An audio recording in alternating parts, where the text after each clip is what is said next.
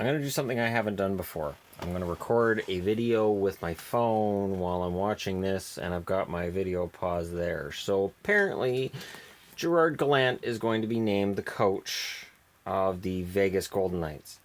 Fantastic hire. It's been well known for a long time that I disagreed with Gallant's firing by the Florida Panthers, both in terms of timing and how they did it. And it is nice to know that a respected man in hockey was left at the side of the road after he was fired to catch a cab, to know that he has found another job, and it is a sweet job. Gerard Gallant will work with the players.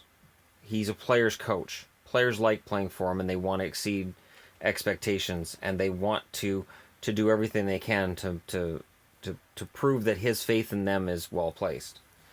Gerard Gallant now becomes one of those faces of the franchise, and he's an experienced face of the franchise, which makes me wonder if, while McPhee's talked about young and up-tempo guys, maybe he's realizing, looking over, I'm sure he's doing the fantasy thing too, like we go through and go, oh, what's our expansion team going to be, and you do that.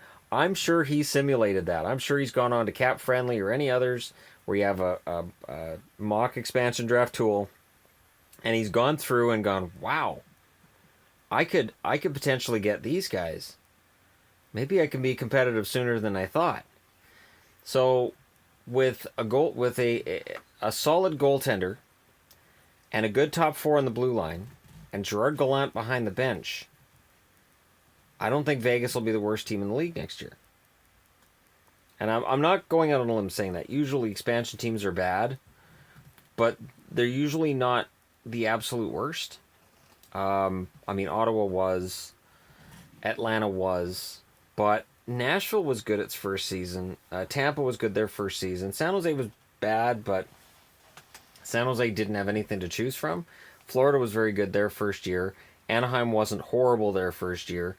So the fact that Vegas is going to have better choices than those teams did, that Vegas is going to have better odds of getting a good team, now they've picked up a coach that has been shown can win at the NHL level.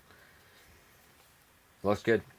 I honestly, I like this hire. I like this move. I think that what it does is it signals that Vegas is going to be more competitive than we probably think. So for anybody in the East who's going to go, oh, well, teams in the Pacific are going to have 5 easy games against Vegas every year, that sucks. They may not be that easy. And it's going to be hard not to cheer for Vegas, because with Gallant, I defended the guy into the ground for the fact that he didn't deserve to be fired.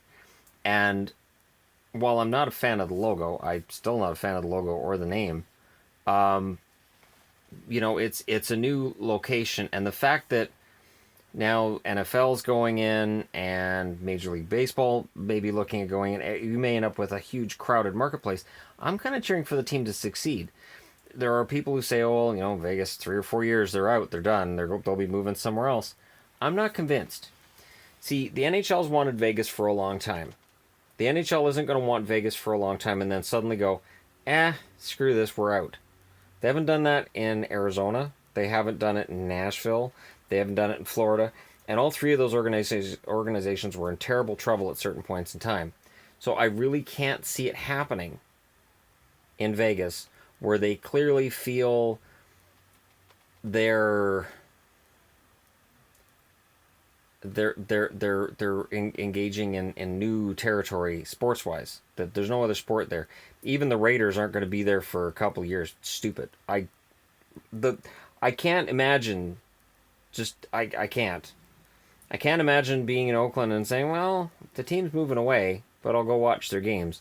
It's got to be tough, because NFL tickets are expensive as hell. So while there are the hardcore Raider fans who are going to cheer for them no matter what, there's going to be some who say, you know what, to hell with this.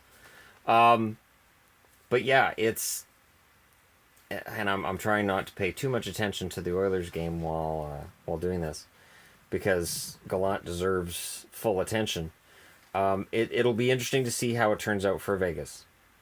I'm really anxious now to see who they pick up between June 18th and 20th when the expansion draft takes place, to see how many draft picks they acquire in order to not pick certain players. I've read rumors that there's already a deal in place with Pittsburgh so that they don't take Matt Murray, and it could be as high as a first rounder, likely a second rounder, might be a prospects involved. They just don't want to lose Murray, obviously. And for Vegas, they have other options in goal. There's lots of goaltenders, so they'll take that prospect and that draft pick with pride and happily, and they'll pick somebody else because they're an expansion team. So if they picked Matt Murray and told Pittsburgh we're not going to play ball, then they're setting themselves up to potentially upset the Penguins, and they may want to do a trade with the Penguins later, and you just don't want that. When GMs get upset with each other and they won't trade with each other, I remember Burke and Kevin Lowe as being an obvious one, but I think there were GMs that didn't like Mike Gillis in Vancouver and didn't want to deal with him. And it can be tough. So for George McPhee, he wants to do this right. And Gerard Gallant is a fantastic hire.